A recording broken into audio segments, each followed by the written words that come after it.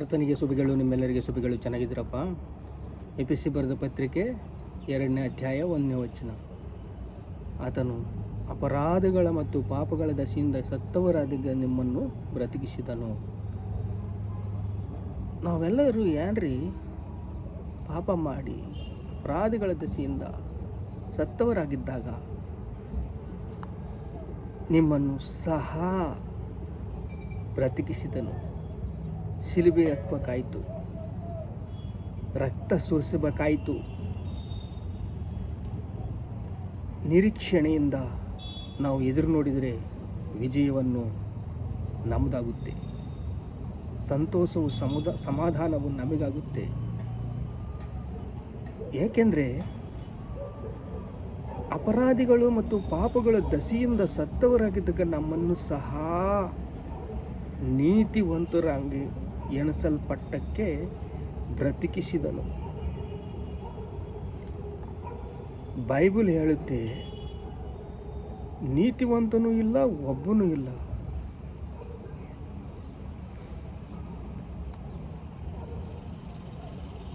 ದೇವರ ಮೇಲೆ ಸಂದೇಹ ನಿಮಗೆ ಯಾಕೆ ಬರುತ್ತೆ? ದೇವರ ಮೇಲೆ ಸಂದೇಹ ಪಡಬೇಡ್ರಿ. ಪಾಪಗಳನ್ನು ಅರಿಸಿಕೊಳ್ಳಿ, ದೇವರಿಗೆ ಸ್ತುತಿ ಸಲ್ಲಿಸಿರಿ. ನಿಮ್ಮ ಹಸಿರು ಹುಳುಗಳು ತಿಂದಿದ್ದನ್ನು, ಕೆಟ್ಟ ಕೆಟ್ಟ ಕೆಟ್ಟ ಹುಳುಗಳು ತಿಂದಿದ್ದು ನೀವು ಬೇಸರಗೊಂಡು ಬಿಟ್ಟಿದ್ದೀರ. ಬೆಳೆ ತಿಂದುಬಿಟ್ಟಿದೆ. ಹಸಿರು ಹುಳುಗಳು ನಿಮಗೆ ಬೆಳೆ ಕೊಡುವುದಕ್ಕೆ, ಕೃಪೆ ಕೊಡುವುದಕ್ಕೆ, ನಿಮಗೆ ಸಂತೋಷ ನೀಡುವುದಕ್ಕೆ, ಸಮಾಧಾನ ಕೊಡುವುದಕ್ಕೆ ದೇವರು ಕೃಪೆ, ಅಪಾರವಾದ ಕೃಪೆ ಉಳ್ಳವನು. ನಿಮ್ಮ ದ್ವಾರಗಳನ್ನು ತೆರೆಯುವುದಕ್ಕೆ ಶಕ್ತನು. ನಿರೀಕ್ಷಣೆಯಿಂದ ನಿಮ್ಮ ಜೀವಿತಗಳು ನಂಬಿಕೆ ಇಡ್ರಿ. ದೇವರ ಕೃಪೆ ಮೇಲೆ ನಂಬಿಕೆ ಇಡ್ರಿ. ವಾಯುಮಂಡಲದ ಅಧಿಕಾರಿ ನಿಮ್ಮನ್ನು ಅಪವಿತ್ರ ಆತ್ಮಗಳಿಂದ ಬಂಧಿಸಲ್ಪಡ್ತಾನೆ. ಬಲಹೀನ ಅರಿಸುವ ಆತ್ಮಗಳಿಂದ ನಿಮ್ಮನ್ನು ಬಂಧಿಸಲ್ಪಡ್ತಾನೆ.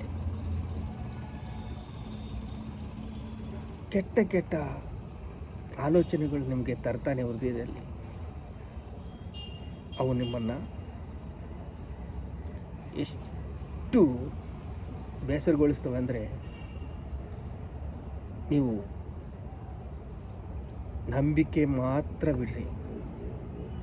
ಯೇಸು ಕ್ರಿಸ್ತನಲ್ಲಿ ನಂಬಿಕೆ ಮಾತ್ರ ಬಿಡ್ರಿ. ರಕ್ಷಣೆ ಹೊಂದಿರಿ. ರಕ್ಷಣೆಯಿಂದ ನಿಮ್ಮನ್ನು ಅನೇಕ ಮಂದಿರಿಗೆ ನಿರೀಕ್ಷಣೆ ಇದೆ. ರಕ್ಷಣೆ ಮಾರ್ಗವನ್ನು ತೋರಿಸಿರಿ. ರಕ್ಷಣಾ ಮಾರ್ಗವನ್ನು ತೋರಿಸಿದಾಗ ನಿಮ್ಮ ಹೃದಯದಲ್ಲಿ ಸಂತೋಷ ಉಂಟಾಗುತ್ತೆ. ಲೂಕ ಸುವಾರ್ತ 13ನೇ ಅಧ್ಯಾಯ 22ನೇ ವಚನ. ಆತನು ಗ್ರಾಮ ಗ್ರಾಮಕ್ಕೂ ಹೋಗಿ ಉಪದೇಶವನ್ನು ಮಾಡುತ್ತಾ ಯೆರೂಸಲೇಮಿಗೆ ಪ್ರಯಾಣ ಮಾಡುತ್ತಾ ಇದ್ದನು. ಆ ಕಾಲದಲ್ಲಿ ಒಬ್ಬನು,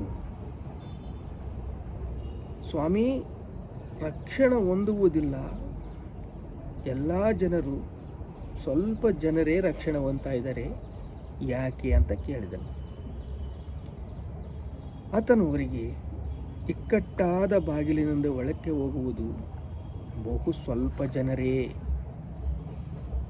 ಬಹು ಜನ ಹೋಗುವುದಕ್ಕೆ ಎದುರು ನೋಡುವುದು, ಆದರೆ ಅವರಿಂದ ಆಗುವುದಿಲ್ಲ.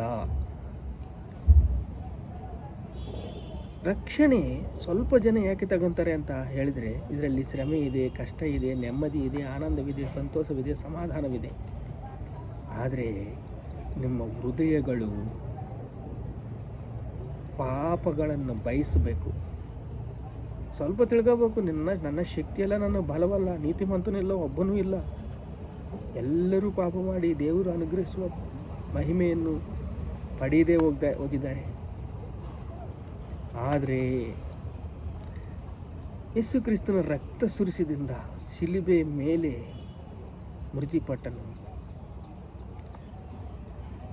ಶಿಲುಬೆ ಮೇಲೆ ಮೃತ್ಯುಪಟ್ಟು ನಮ್ಮನ್ನು ಬ್ರತಿಕಿಸಿದನು. ನಮ್ಮನ್ನು ಬ್ರತಿಕಿಸಿ ಆತನು ಅಂದರೆ ಯೇಸು ಕ್ರಿಸ್ತನು ಅಪರಾಧಗಳ ಮತ್ತು ಪಾಪಗಳ ದಸೆಯಿಂದ ಸತ್ತವರಾಗಿದ್ದು ನಿಮ್ಮನ್ನು ಸಹ ಬ್ರತಿಕಿಸಿದನು.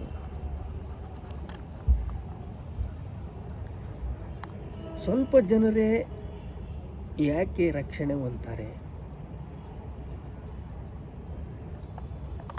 ಲೋಕಾಶೆ, ಶರೀರಾಶೆ, ನೇತ್ರಾಶೆ ನಿಮ್ಮಲ್ಲಿರಬಾರ್ದು. ನಾಶನ ಮಾಡ್ತವೆ. ಕಳ್ಳ ಕದ್ದುವುದಕ್ಕೂ ಕೊಯ್ಯುವುದಕ್ಕೂ ನಾಶನ ಮಾಡೋದಕ್ಕೆ ಬರ್ತಾನೆ. ನಿಮ್ಮ ಬೆಳೆಯನ್ನು ಹಸಿರು ಹುಳುಗಳು ತಿಂದ ಹಾಗೆ ನಿಮ್ಮ ಜೀವಿತವನ್ನು ಕಳ್ಳ ಕದ್ದುವುದಕ್ಕೂ ಕೊಯ್ಯುವುದಕ್ಕೂ ನಾಶನ ಮಾಡುವುದಕ್ಕೂ ಬರ್ತಾನೆ.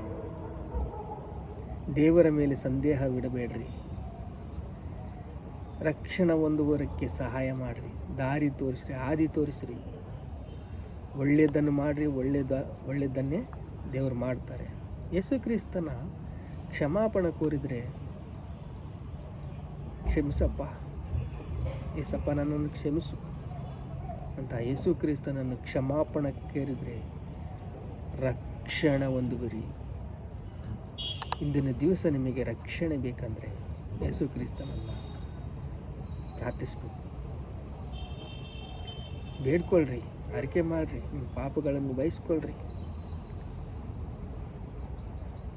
ಮತ್ತೆ ನಿಮಗೆ ಹೊಸ ಜೀವನ ಕೊಡ್ತಾನೆ, ಹೊಸ ಮನಸ್ಸು ಕೊಡ್ತಾನೆ, ನೂತನ ಹೃದಯ ಕೊಡ್ತಾನೆ, ನೂತನ ಆತ್ಮವನ್ನು ಕೊಡ್ತಾನೆ. ಪ್ರಾರ್ಥನೆ ಮಾಡ್ಕೊಳ್ಳೋಣ. ತಂದೆ, ನಿಮಗೆ ಸ್ತೋತ್ರ ಸ್ತೋತ್ರ ಸ್ತೋತ್ರ ಸ್ತೋತ್ರ. ನಮಗೆ ಎಷ್ಟೋ ಕೃಪದಿಂದ ನಮ್ಮನ್ನು ಬಲಗೊಳಿಸಿದೆಯಪ್ಪ. ನಿಮಗೆ ಸ್ತೋತ್ರ ಸ್ತೋತ್ರ ಸ್ತೋತ್ರ ಸ್ತೋತ್ರ ಸ್ತೋತ್ರ ಸ್ತೋತ್ರ ಸ್ತೋತ್ರ. ರಕ್ಷಣೆ ಹೊಂದಬೇಕು, ರಕ್ಷಣಾ ಮಾರ್ಗವನ್ನು ತೋರಿಸಬೇಕು ಅಂತ ನಮಗೆ ಹೇಳಿದೆಯಪ್ಪ. ನಿಮಗೆ ಸ್ತೋತ್ರ. ಈ ಸಂದೇಶದಿಂದ ನಮ್ಮನ್ನು ಬಲಗೊಳಿಸಿದೆಯಾ ತಂದೆ. ನಿಮಗೆ ಸ್ತೋತ್ರ ಸ್ತೋತ್ರ ಸ್ತೋತ್ರ.